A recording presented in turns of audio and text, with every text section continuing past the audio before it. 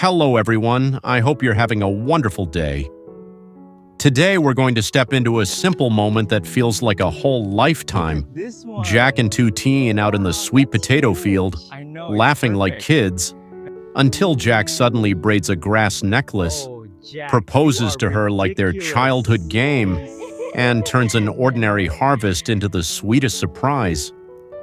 If you enjoy this story, don't forget to subscribe so you won't miss the next episode.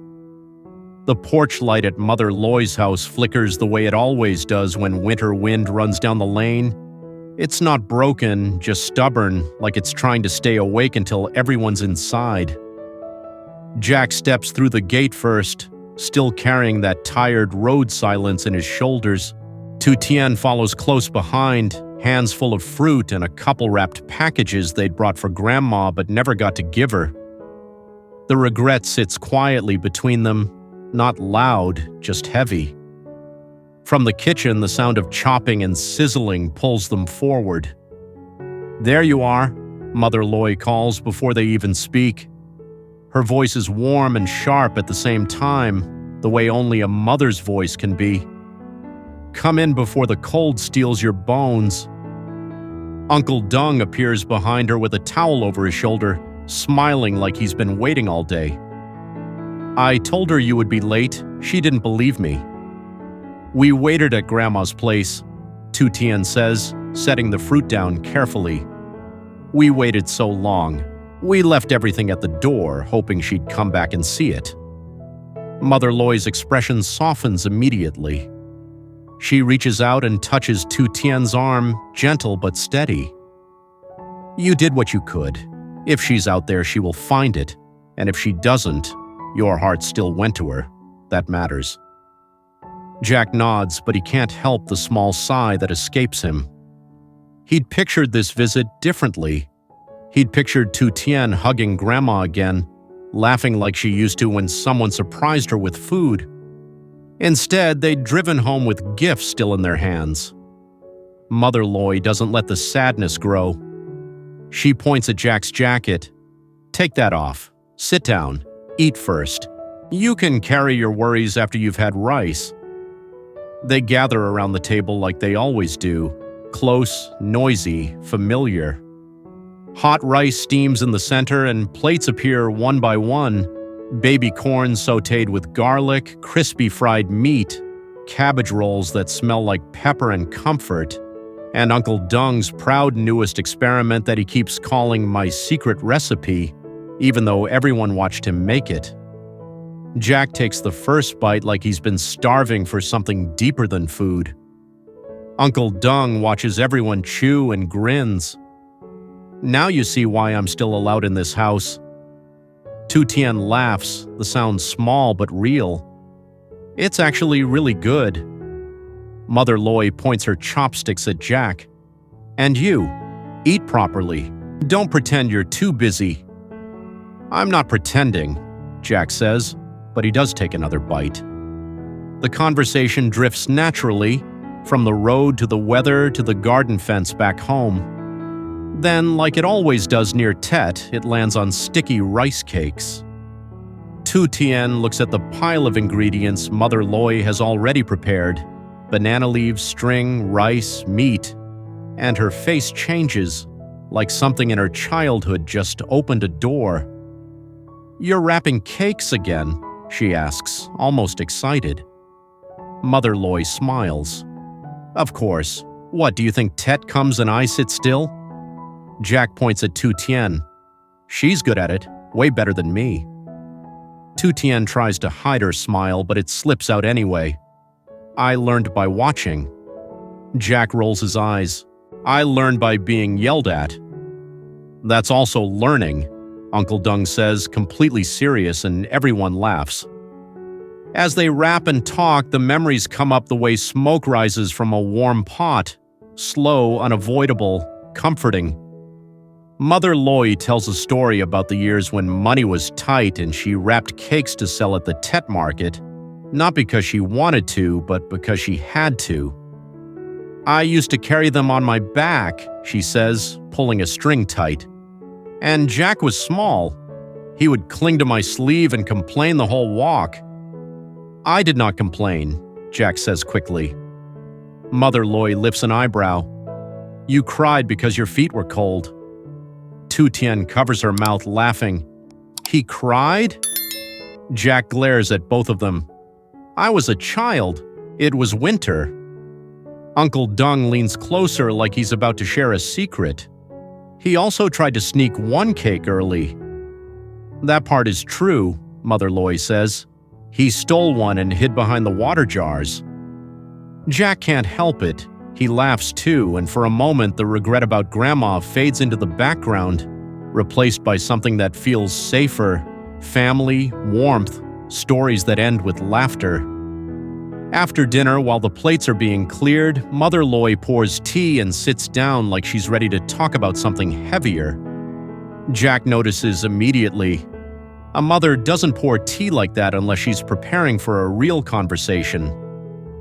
So, Mother Ly says carefully, your work, how is it? It's stable, Jack answers. It's finally steady again. That's good, she says, but her eyes don't fully relax. Because I did something. I thought I was helping. Tu Tien's smile fades. Jack sets his cup down slowly. Mom, what did you do? Mother Ly looks at her hands. Mrs. Thu came by months ago. She talked about land plots. She said if I put money in, it would grow fast. I kept thinking about you, about capital, about how hard you've been fighting. I didn't want to sit on my savings while you struggled. Jack's throat tightens. How much? Mother Ly's voice drops. Most of it. The room goes quiet in that specific way it does when everyone is trying not to panic. Tu Tien reaches for Mother Ly's hand without even thinking, a gentle instinct. Jack breathes in through his nose, slow and controlled. Mom, land investments like that can be risky. I know, she says quickly. That's why I want to withdraw it before Tet. I told myself, just pull it out, bring it home, and forget the whole thing. Uncle Dung nods, supportive. We agreed. Better safe than sorry. Jack's shoulders loosen slightly. Okay, then you withdraw it tomorrow. No delay. Mother Ly hesitates. That hesitation is loud. What? Jack asks. Mother Ly swallows. I tried calling her today. It didn't go through. Uncle Dung clears his throat. Maybe she's busy. I called 3 times, Mother Ly says. Then I texted, no reply. Jack feels a cold line run down his spine, the same feeling he gets when something looks normal but isn't. He forces his voice to stay calm. What number did you call? Mother Ly shows him her phone. Jack checks it, then checks it again, as if looking harder will make the situation kinder. Tu Tien watches Jack's face, and she understands the shift immediately. The warmth from dinner is still in the air, but something else has entered the room, something sharp and uncertain. Mom, Jack says carefully, did she give you any paperwork? She gave me a receipt, Mother Ly answers, and she promised it was safe. Jack closes his eyes for half a second, then opens them and looks at Uncle Dung. Do you remember where she said the office was? Uncle Dung nods slowly. She said she had people in the south. She said she travels. Jack looks back at his mother. Listen to me. We're not jumping to conclusions. But tomorrow we go together. We find her. We confirm everything. Mother Ly's eyes fill with worry, but she tries to keep her voice steady. I didn't want to add stress to your life again. You're my mother, Jack says, softer now. Your stress is my stress. We handle it together. Tu Tien squeezes Mother Ly's hand. We'll figure it out, she says gently. Please don't blame yourself. Mother Ly nods, but the fear doesn't leave her face. Later, when Jack and Tu Tien step outside to leave, the night is quiet and cold. The lane looks the same as always, but Jack feels like the ground underneath them has shifted slightly. On the way home, Tu Tien leans her head against the seat and speaks softly. Do you think she was tricked? I don't know yet, Jack answers, eyes on the road. But if something is wrong, we'll fix it.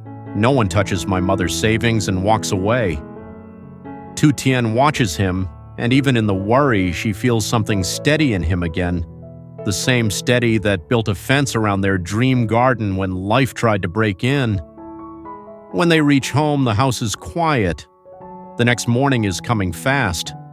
And somewhere between the warmth of family and the fear of losing what they worked for, Jack makes a silent decision.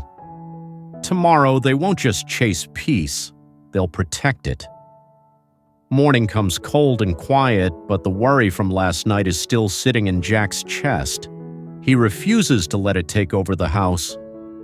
Tu Tien is already in the kitchen when Jack walks in, making tea and warming a few slices of sticky rice cake. She looks calm, but Jack can tell it's the kind of calm she wears when she's trying not to scare him. You slept? Jack asks. A little, she says. You? Enough to stand, Jack replies, then lowers his voice. If Mom still can't reach Mrs. Thu today, we'll go together. No panic, we just check what's real. Tu Tien nods, fingers tightening around her cup. I don't want her to lose her savings. I don't either, Jack says. But first, one normal thing. Tu Tien gives him a look. What are you planning? Sweet potato harvest, he says. One morning where we're not just surviving. They bundle up, grab a small hoe, a knife, and a woven basket and head out. The fields are quiet and honest under the pale winter sky. An older woman sits by a tarpaulin selling sweet potatoes. Jack asks if they can dig a basket themselves. She nods toward the field. Go ahead. The soil is loose today, but the mice have been busy. Tu Tien smiles like she's been handed a small adventure. They step into the rows. Jack presses the hoe into the earth and lifts. The soil breaks apart easily, soft, crumbly, cooperative. Tu Tien crouches beside him and brushes dirt away with her hands. Careful, she says. Don't cut them. Jack grins. I'm gentle. A thick sweet potato appears, then another, then another. Tu Tien's face brightens. They're huge, she says, holding one up like a prize. Jack laughs. This one could pay for groceries. Stop, Tu Tien says, but she's smiling. Just dig. They fall into a rhythm. Jack loosens the soil. Tu Tien pulls the potatoes free and sets them into the basket carefully. For the first time in days, she looks light. Then she finds one with little bite marks. Tu Tien holds it up. The mice ate it. Jack sighs. Even the mice are living without stress. Tu Tien laughs, then grows quieter. You're thinking again. Jack doesn't deny it. It's hard to turn my brain off. Tu Tien points at the soil, redirecting them both. This earth is good today. Loose, easy, like it's helping. Jack nods. Maybe it's giving us a break. They rest at the edge of the field, warming their hands. For a minute, there's nothing but quiet air, distant birds, and their breathing. Then Jack plucks a long blade of grass and starts twisting it between his fingers. Tu Tien watches. What are you making? Jack looks up with a boyish grin. Do you remember grass necklaces? Tu Tien's eyes soften. We used to make them and pretend it was a wedding. Jack points at her. Exactly. He braids the grass with exaggerated focus. The necklace comes out uneven and crooked, but he holds it up proudly. Tu Tien laughs. That is the saddest necklace I've ever seen. It's handmade, Jack insists. That means it has value. It looks like it'll break if I breathe, she says. Jack leans closer. Then you have to breathe carefully. Tu Tien rolls her eyes, still smiling, and that smile is the point of everything. Jack gently places the necklace around her neck and makes a smaller one for himself. He stands and offers his hand. "Ceremony," he announces. Tu Tien stands too, playing along. "What are the vows, sir?" Jack's voice softens.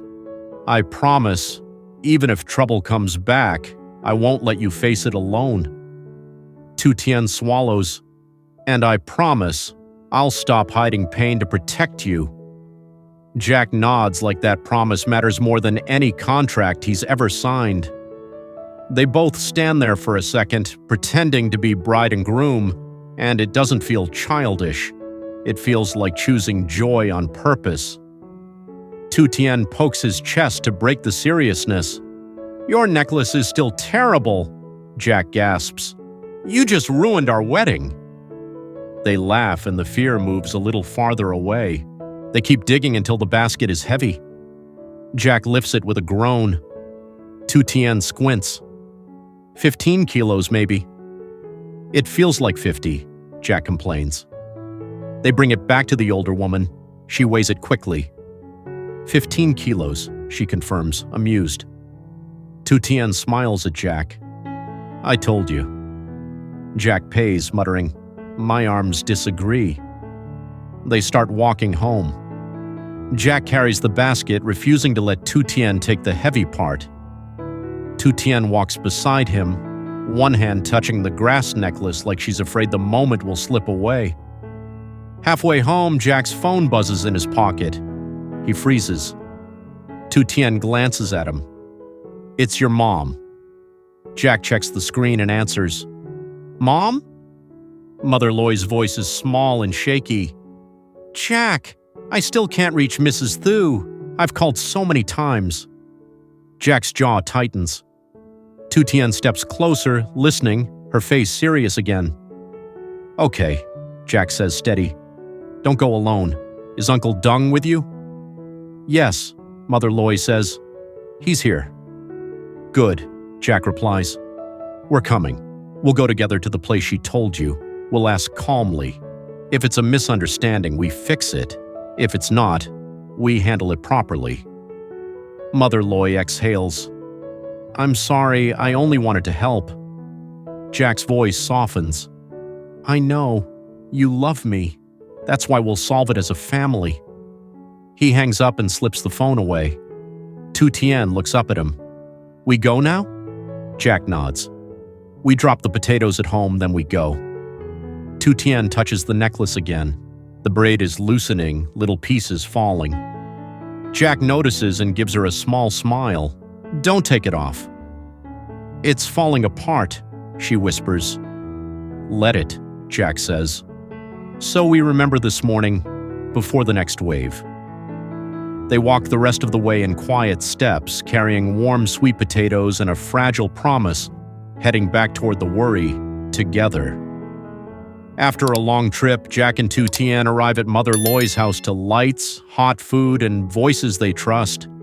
They eat together, trade Tet memories, and wrap sticky rice cakes. Tu Tien skilled, Jack clumsy, everyone laughing. Then Mother Loy admits she invested her savings with Mrs. Thu to help Jack raise capital, but her calls won't go through. A soft fear settles in. What if the money is gone? Back home, Jack comforts Tu Tien, and the next morning he takes her to harvest sweet potatoes. They dig roots, laugh at mouse nibbles, rest, braid grass necklaces. Jack calls her his most beautiful bride. Mom's silence lingers. Between rows, they remember sneaking potatoes as kids, then weigh a basket and pay the field owner. The game feels like a blessing, even as bills and unanswered calls stay nearby.